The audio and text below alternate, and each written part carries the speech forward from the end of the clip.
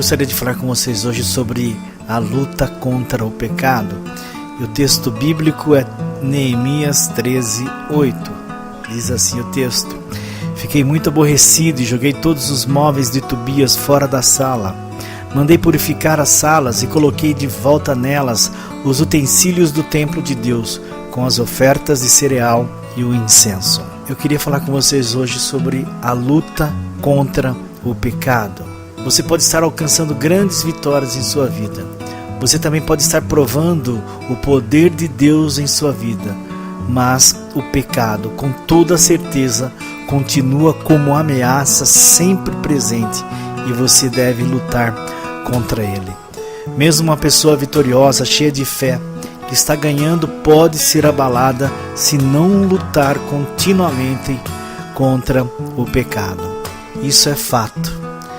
Podemos estar vivendo um período bom em nossa vida, um período de calma, um período de paz espiritual, mas é oportuno lembrar que podemos nos ver envolvidos pelo pecado e sermos destruídos por ele. Então, que você possa conquistar a noção do que é o pecado. Pecado é uma rebelião contra Deus.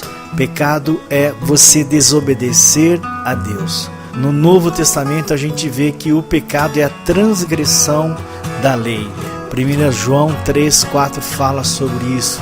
E a lei de Deus, com toda certeza, é transgredida por todos nós.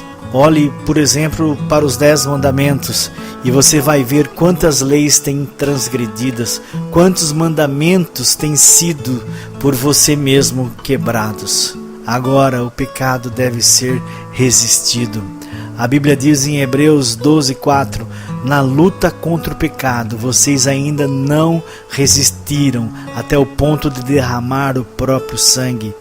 Contra o pecado, vocês ainda não resistiram.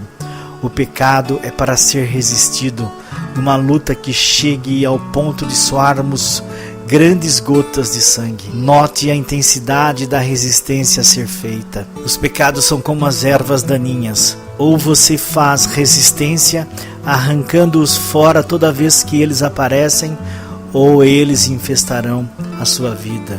Nós precisamos lutar incansavelmente contra o pecado. Lembre-se, a Bíblia é a lâmpada de Deus que ilumina o caminho por onde eu ando. Ela me ajuda a não tropeçar.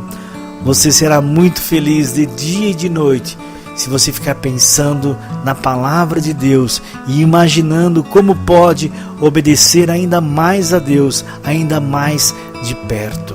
Mas todos nós pecamos, somos cristãos, nos tornamos filhos de Deus, mas todos ainda estamos sujeitos a pecar. Meu querido irmão e minha querida irmã, você não pode permanecer no erro, você não pode permanecer no pecado. Se você caiu nessa lama, você precisa se levantar. Pense por um pouco. Deus te criou para ser bom, para ser santo, para ter domínio e ser íntegro em todas as coisas. Deus te criou para ser imagem e semelhança dele.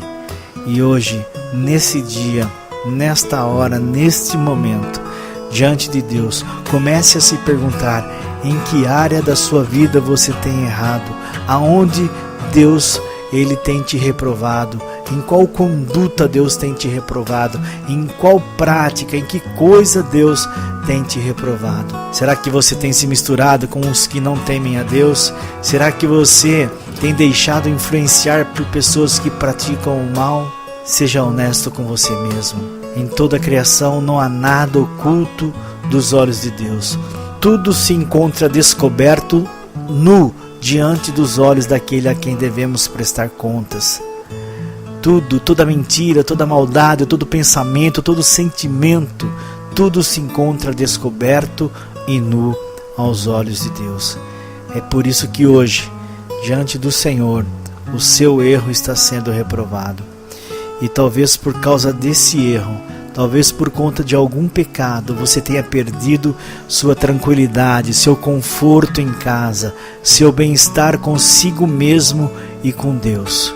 Por conta do pecado, quem sabe você perdeu a relação com seu pai, com seu filho. Por conta do pecado, talvez lhe veio uma doença, talvez como um erro, como consequência do seu erro. Você pode chorar o seu pecado. Chore agora, chore o seu erro, chore o seu pecado, chore a sua miséria, porque o pecado te separa de Deus, o pecado te faz sentir culpado. O pecado permite que Satanás te acuse. O pecado te leva à morte. Ah, se você pudesse sentir a dor do coração de Deus, aquele sentimento de perda, porque Deus te criou com amor, sonhou com você, antes mesmo de o teu corpo ser formado no ventre da sua mãe. Ele diz lá no Salmo 139:15, Deus sonhou contigo para ser um adorador destinado ao trono, porque está escrito: ao vencedor darei o direito de sentar-se comigo em meu trono, assim como eu também venci e sentei-me com meu Pai em seu trono. Será que você quer hoje ser restituído à comunhão com Deus? Confesse seu erro, confesse o seu pecado, e nós cremos que o sangue do Senhor te purifica de todo mal e de todo pecado. Creia nisto, creia hoje, creia agora, e que o Senhor Deus te abençoe sempre.